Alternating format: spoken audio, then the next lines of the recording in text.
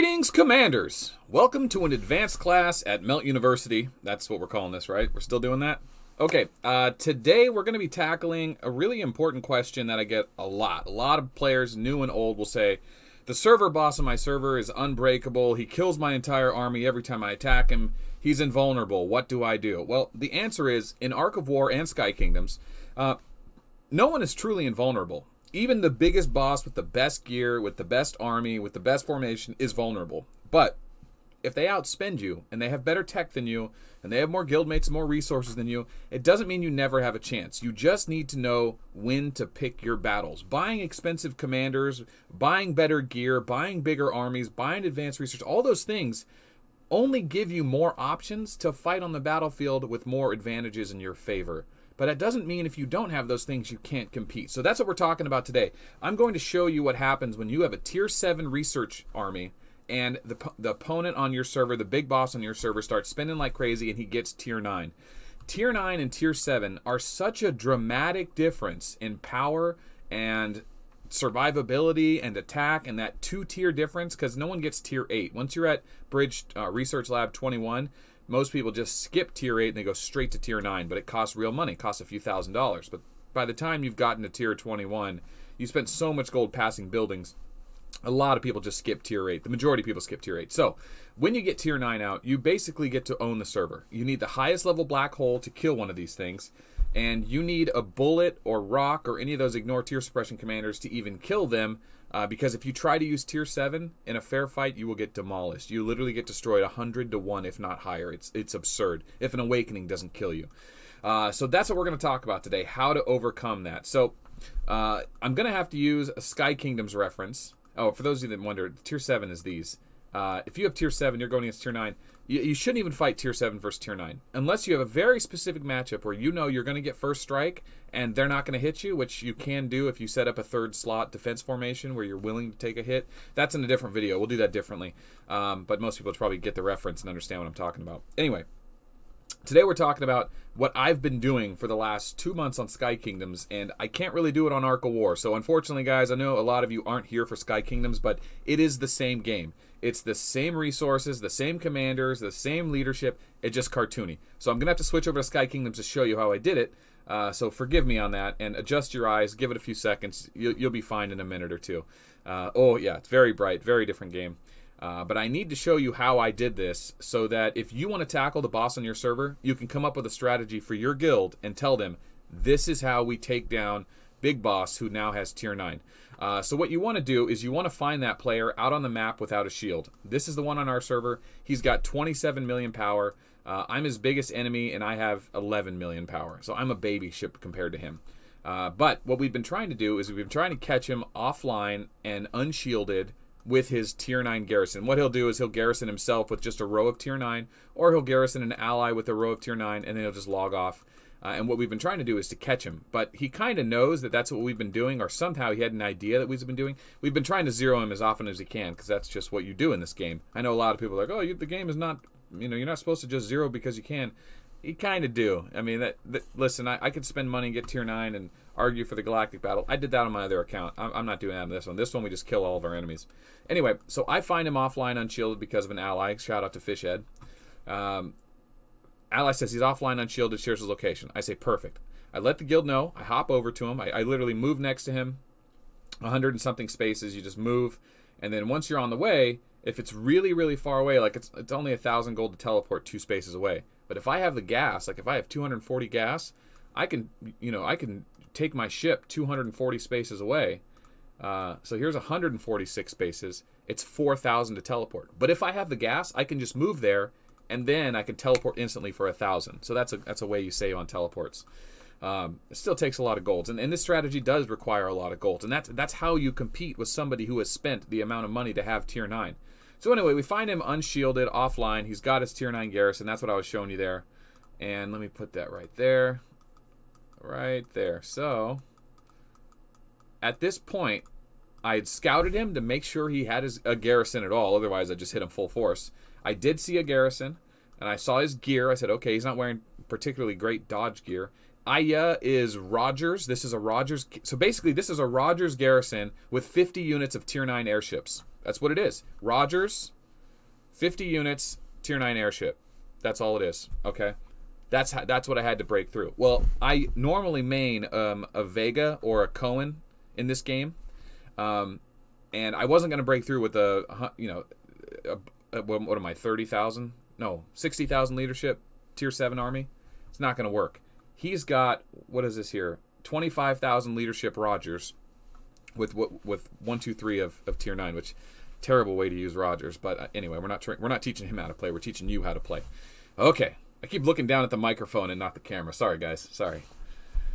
Whew. All right, we'll slow down for a second to get this all caught up. So, you found your enemy guy. He's unshielded. He's offline. He's got his tier 9 garrison. And now you need to break through. How are you going to break through? Well, you could say you can use level 4 bombs, black hole bombs, and kill 1 at a time per black hole bombs. That would take 50 black hole bombs. That's not a good idea. You can set rallies, and you can try and break through with bullets and Gervilurk is the character in this game, but his name's Bullet or Siamese, and just use Annihilator Ray and Ghost Cannon. You know, you could use that. That's going to be the best strategy. Or you can try and one slot bust with a heavy tier 7 army, but the tier 7 army is going to get one shot. Now you could get lucky because it's Rogers. Sometimes Tyrant cometh triggers and he doesn't attack at all, but one shot from 50 tier 9 airships is going to kill 1,000 tier 7 airships. That's just the way it is. So high tier armies are not a good choice unless you're super desperate and willing to risk it all, which I don't recommend. Black hole bombs are incredibly expensive. They're not going to work. So really your only option is Bullet and Rock, or Siamese and Gervilurk if you're Sky Kingdoms players. So that's what I did. I instantly went into my main commanders. I ate my main right into Gervilurk because he's S commander. I upgraded Raid a few times just so I had a little more damage on my Ghost Cannon here. This is Bullet. And I've already got my accuracy gear on.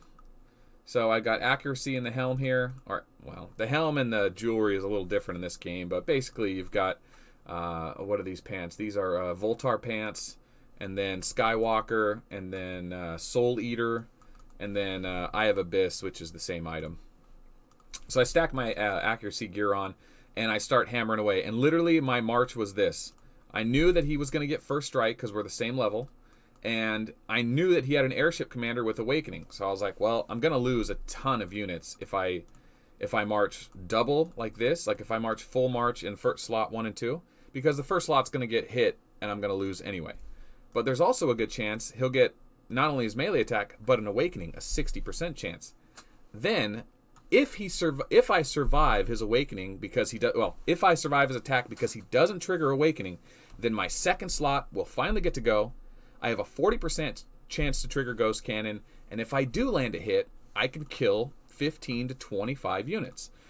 So that's what I did. March after march, right into him. My troops would die. I would heal them up in the hospital. I only sent enough troops to fill my hospital. In this game, the hospitals are a bit bigger, but it was about 60k, so I ended up getting into a plasma fight earlier with these conscripts, but basically, I was losing 60k. They'd come back to the hospital. I'd spend 2 hours healing them up.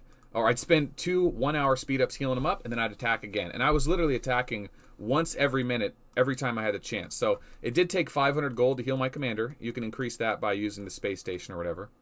But this is it. Oh, gosh. Did I just... Yeah, I just used tier 1 to attack into that tile. Oh, never mind. Oh, I better pull that back, huh? Oh, I didn't even attack. Okay, all right, back. No more interruptions. Okay. So, let's get back to the original report on how I did it. So, you guys know the commander I used. You know the gear I used. You know the setup I used. I'm right next to him. I see he has this garrison. I said, okay, let's start sending second slot busts. Because he has an Awakening, because he's a major airship commander. He's going to be killing my first slot no matter what. I just want to avoid the Awakening by not letting him trigger it. And this is my first attack. So, here we go. He's going to have first strike because he's the defender and we're the same level. Okay, he also has Gemini, unfortunately. But he triggers his defense stack and Tyrant Cometh, so he doesn't get to attack me. So technically I could have done better there, but I'm not going to count on his 20% skill. I'd rather count on mine. So I don't get the lucky Ghost Cannon hit there. He's going to go ahead and kill me, and I lose. I didn't lose any troops because he triggered his Tyrant Cometh twice, so that's nice. But that cost me 500 gems. Now, sometimes you have to shield between fights if you know people are watching and you have to like make sure you don't get wrecked. But I wasn't shielding between fights because we weren't setting rallies yet, so his allies didn't know we were trying to do this. All right, so then my second attack, which is this, a minute later, 15:24, literally a minute later, just as soon as I could. I had march speed on, of course. So he's going to get the basic hit, and the awakening. I don't even get a chance. And that's 60% of the time, that's going to happen. It's technically, because he can trigger Tyrant Cometh as well, you can knock 20% off of that 60%, so that's more like 48% chance. So there's a 50-50 chance I don't even get to attack. And then when I do attack, there's a 40% chance I'll be successful. So the odds are roughly like 25%, not even, 20% chance to actually hurt this guy. It's actually less. It's like 18%. I did the math a long time ago, and I've been waiting for months to finally have this opportunity. So anyway, the troops keep coming back. I heal them with the 2-hour speed ups and a little bit of gold. I heal the commander. I march again. Same exact march. Second slot bust. Waiting for that raid or ghost cannon. Here it comes. I got it on the first slot because it survived, but I only had 1 unit, so it did 0 damage. But what's important is that I did land the hit. He didn't dodge it, and that could be an issue if they dodge it. So on that one, wasn't as lucky. He got to go because my unit survived. Because my unit survived in the first slot, I didn't get to attack first on my second slot. So anyway, this carries on. This goes on. This goes on. I fail. I fail. I fail. I fail. Every time I fail, it's costing me 500 gold to heal my commander and like 120 gold in speed ups times 2, 240. It's costing me about 700-800 gold every time I want to try this. But the risk is paid off by the reward. And in this case, watch this. I finally get what I'm looking for. He gets first strike. He does Aegis of the Sea, which is his defensive, his 80% defensive stack. Now I get to go. Here comes the raid. Boom. I get 15. Now you'll notice I did 15 damage because his defensive stack went off. Defensive stack went off. I could have done more damage. I think I hit more for like 22 or 25. Later on in this, I upgrade my skill a few times, so it's not a perfect scenario. But that's how you do it. I broke 15 of them. There was still 35 to go, so if I'd have done it 3 more times, I could have broke through. I could have ported him, and if I would have ported him, he would have been off enriched, and the guild was all going to be looking for him. We could have found him. We could have zeroed him, because once that garrison broke, he wouldn't have auto garrison on. If he did, we'd break it again the same way or something similar, and it wouldn't be as difficult if it was auto garrison. So usually it's not as difficult. They spread the troops out differently. Yeah, no, it could be more difficult if you had auto garrison on. But anyway, so at this point, he logs back on. Someone messages me. He's online. He's online. So I check his garrison once again. I see that he is now online, and he's changed his commander to Vega. So his gear is also a little more dodgy. He added about 100% dodge. So I was like, well, he's not shielding, and I'm still here doing what I'm doing, so I'm going to go ahead and attack into him. I attacked a few times, and I thought, this is weird. I haven't landed a hit yet. I was getting unlucky, more unlucky than I should have been. So I checked the replays, and sure enough, I was missing. He had too much dodge, so I was like, oh, crap. I had to add the Eye of Abyss helmet, which I forgot to add at the beginning, and then I was hitting again. But at that point, we decided maybe it would be better to stop attacking into him. This is that plasma fight. Maybe it'd be better to stop attacking into him because he's online. He knows what we're doing. His allies know what we're doing. So screw it. If they're aware of it and he's not shielding, let's go ahead and set rallies. So me and 6, Y6 from server 7-6. Oh God, what server is that? 7. Oh, he's gonna be mad at me. Anyway, from a server we used to play on. Oh, shit. Anyway, so he set a couple rallies, and since he was going to be first in the rally, he would attack first, and because FHA was garrisoning himself, he would have first strike. But because it was a rally, the second and third defenders in the successful attack got to go first strike. So 6 went first, then Cannon, then me. So in my attack here, I should get first strike. Boom, I hit the raid, and instantly I do 23 damage. 23 damage, quite good.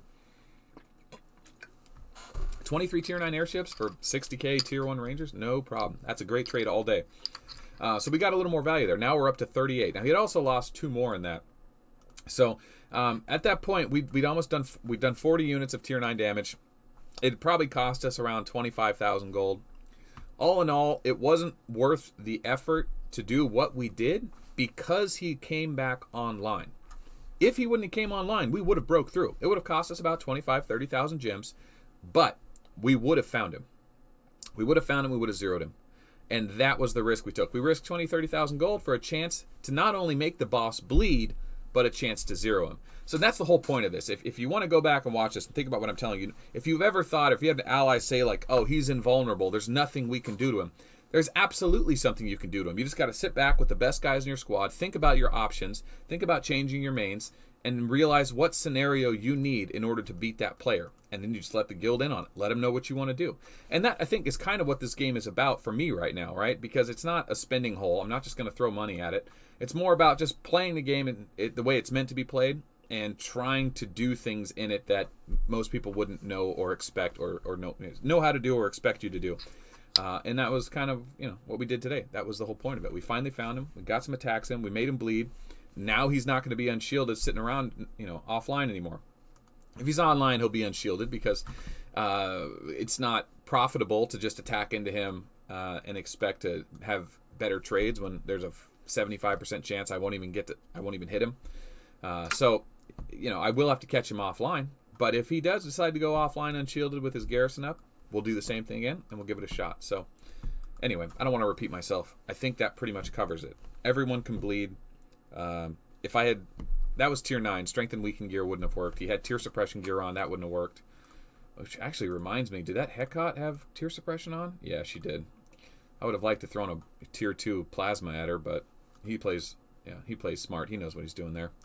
But anyway, that's how you beat, you know, a tier 9 commander that is already spending tens of thousands of dollars on the game when you're still just, you know, paying your monthly, maybe splurge here and there. But it's doable. Everyone bleeds. And if you have a boss in your server that you don't know how to beat, you don't know how to overcome, join the line chat. There are players like me that will talk to you about this. They'll coach you through it. They'll tell you how to get your guild members involved. They'll tell you what items to build. You know, invite them along for the ride. If you do ever get the opportunity, film it, share it with everyone. Join the line community. Check the description below to learn more about the line community. And that's it. My name is Melt. Thanks for watching. I hope this video helps you zero the boss in your server. Peace.